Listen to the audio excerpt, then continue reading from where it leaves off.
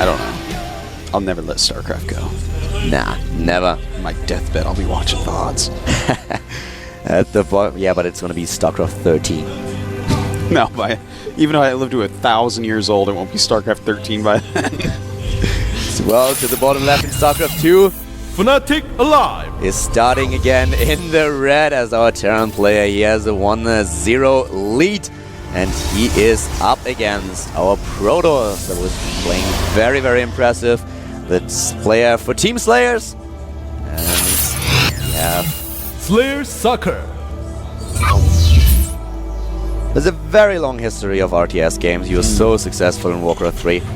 Yeah, you know, he was someone that definitely was, but at the same time, he just didn't do anything in StarCraft II when he came over, you know? He's just kind of been practicing, and I was actually really surprised when we made Fox broke up when, not that they broke up, but the fact that Slayers picked him up. Because I'm like, wow, you know, Slayers, but I guess it kind of makes sense. You know, they like to pick up players that they see as talented, and having a background in RTS where you are already a talented player, you know, he needed the right environment to foster that, and it looks like Slayers is doing it for him. He really showed a lot of skill last game. Do you really know, do you know who I'm really looking forward to in a few months? I was so impressed the last time that I saw Moon play. Yeah. When I saw the first game, a couple of games that he played at StarCraft II, I was really, I really felt a little better for the guy because he was the Warcraft 3 player. It was Moon and Grubby, the two players that were everywhere, just all the time in the finals. And then suddenly Moon switched over to StarCraft. At first, not full time. He still played Warcraft 3. And I saw his games at StarCraft 2 and was like, oh well, this is really sad. He's not able to keep up yet.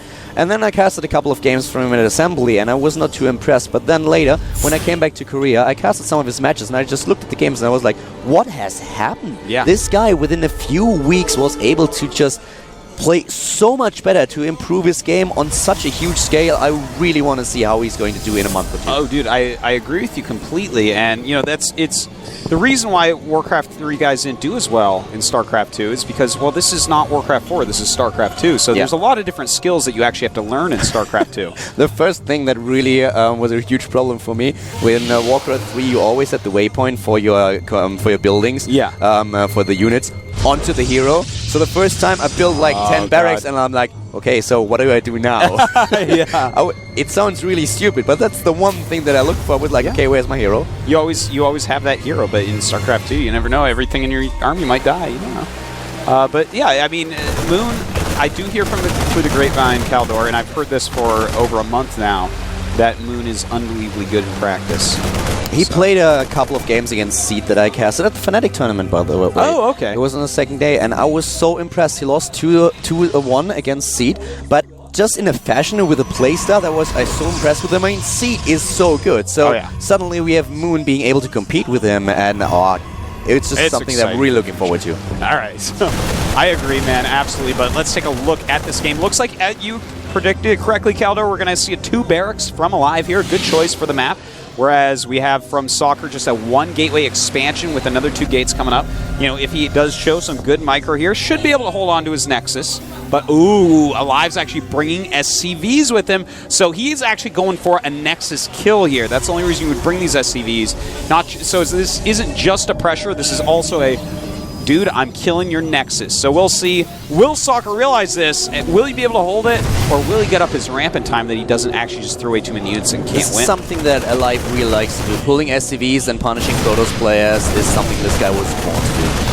He was born to do it, and he is going after Soccer right now. Look at this, the SCV's coming up on the side here. He might want to throw down a force field. He can't lose these sentries right now. This is a hard spot Alive with a lot of units. In fact, killing off a pylon, there's not a lot of supply left, and he's bringing his probes. I really like this decision. He needs some probe support here. He does not have enough units at this point. Doing a really good job, and SCVs and probes, workers dying on both sides here. Yeah, we have 9 workers killed by Terran, 5 by Protoss, but does he actually have enough Protoss units here? It looks like the micro of Alive, very, very good. You know, he does have those concussive shells. It's really making it hard for the micro of Soccer.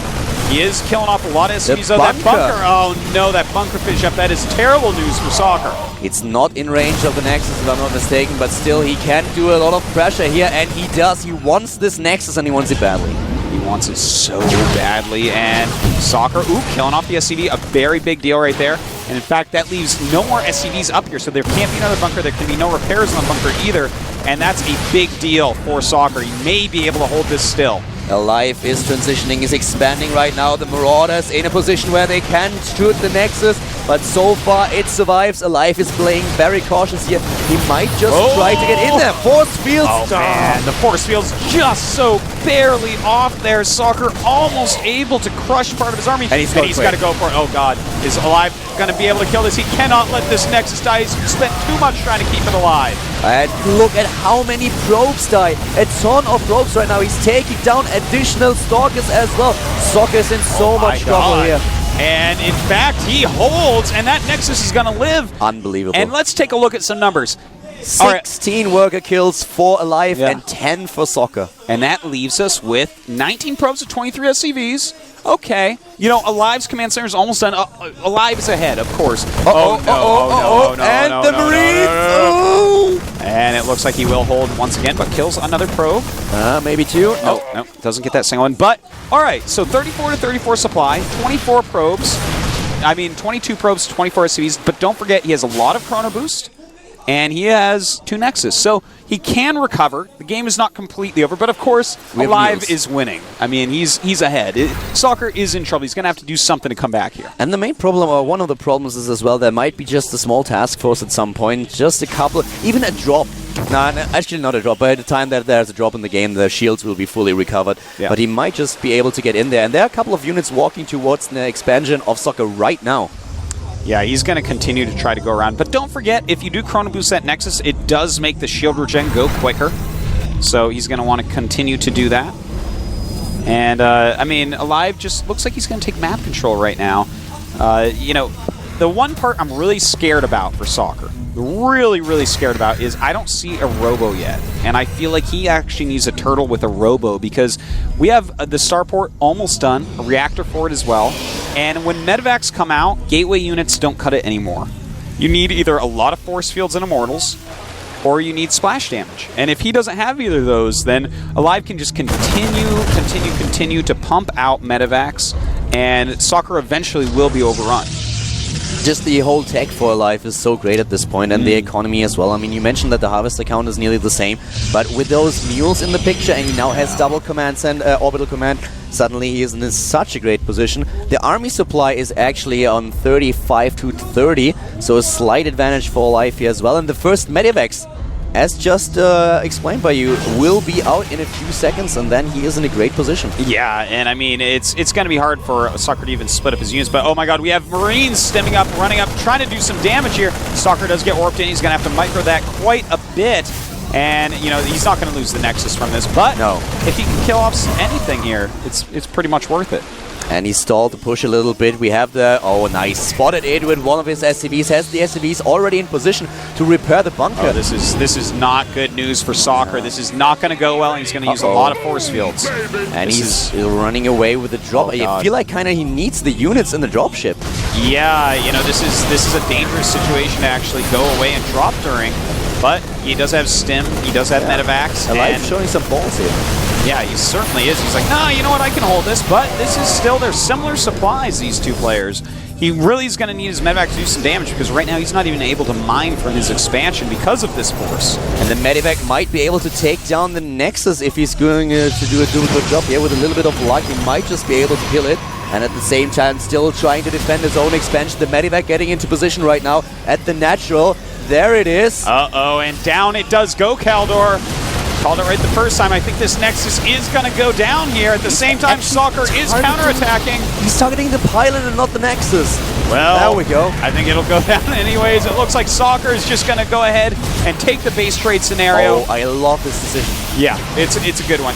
Losing that Nexus, he can't fight back. He has to go up and do a lot of damage to Alive as well. In fact, can he actually kill off that command center? No, it does get in there. Can be repaired as well. I like what Relive does here. He's not desperately trying to defend in space. He knows, I killed the expansion right now. I still have units in position. I can kill the Atosis pilot. You're so cruel. We aren't friends anymore. I'm out of here. Come on, I couldn't resist. It didn't actually.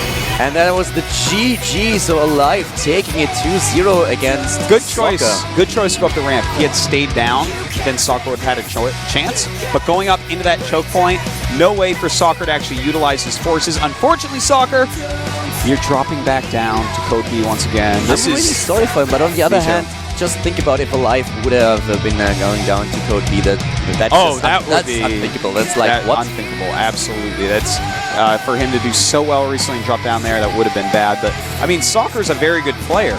We may very well see him back within a couple seasons. Yeah, I certainly hope so.